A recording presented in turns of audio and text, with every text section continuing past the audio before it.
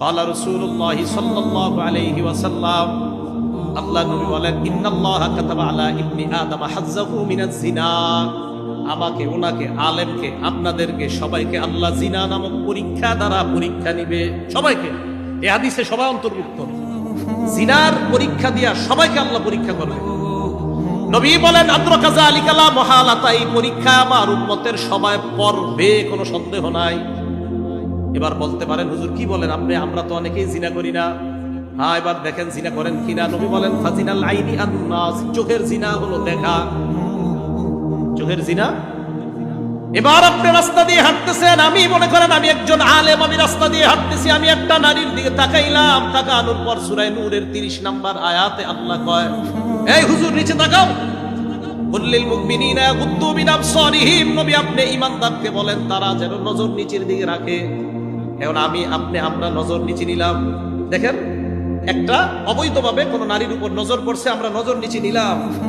এবার শয়তান কয়, নজর উপরে উঠাও, উঠাও। আলীকে আল্লাহ রাসূল বলে, ইয়া আলী লা তুবি'ন নাজরাতান নাজরা, আলী একবার নজর করার পর দ্বিতীয়বার নজর দিও না। ফাইন্না লাকাল উলা ওয়া লাইসাত লাকাল আখিরা, প্রথমবার মাফ, দ্বিতীয়বার মাফ না। এবার আপনি, শয়তান বারবার কয় তাকাও, আপনি তাকান না, ঠিক আছে, হ্যাঁ আপনি যদি তাকান, আবার ইস্তাশরাফাহা শয়তান, শয়তান আপনার সামনে একটা কালো মেয়েও যদি বোরকা ছাড়া, পর্দা ছাড়া হাঁটে, এই মেয়েটাকে আপনার চোখে মোহনীয় করে আপনার সামনে উপস্থাপন করবে। এটা নবীজি হাদিসে বলেছেন। এক নাম্বার চোখের জিনা দেখা। এখন দেখেন, আপনি দেখলেন ওয়াজিনাল লিসান আল মান্তিক, মুখের জিনা, কথা বলা। অপরিচিত রং নাম্বারে একটা মেয়ের সাথে আপনি কথা বললেন। আপনারা হয়তো এরকম হয় না, যেই জায়গায় হয় এটা বলতেছে, সম্ভবত আপনাদের জীবনে এগুলো ঘটেনি। রং নাম্বারে একটা মেয়ের সাথে কারো কথা হইল, কথা হওয়ার পর এবার দেখেন রাতের বেলা বিছানায় শুয়ে চিন্তা করতেছে, মেয়েটা না জানি দেখতে কেমন, আহারে তার চোখ কেমন, তাকে না জানি দেখতে কেমন। ঠিক এরকম কল্পনা হতে পারে কিনা? নবীজি বলেন, নাফসু তামান্না ওয়া তাশতাহি, মন কল্পনা করবে, এটা মনের জিনা।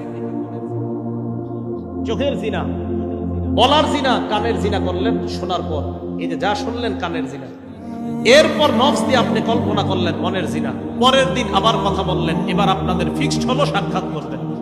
সাক্ষাতে আপনি হাঁটতে হাঁটতে রওনা করলেন, পায়ের জিনা আপনার চলতেছে। এরপর আপনি সাক্ষাতে গেলেন মেয়েটার সাথে, মেয়ে শরীরের মধ্যে আকর্ষণীয় কোন সেন্ট, সুগন্ধি ব্যবহার করে আসছে, আপনি তার শরীরের ওই ঘ্রাণ নিলেন, আপনার নাকে ভালো লেগে গেল, এটা নাকের জিনা। বলার জিনা, শ্রবণ করার জিনা, চোখের জিনা, কল্পনার জিনা।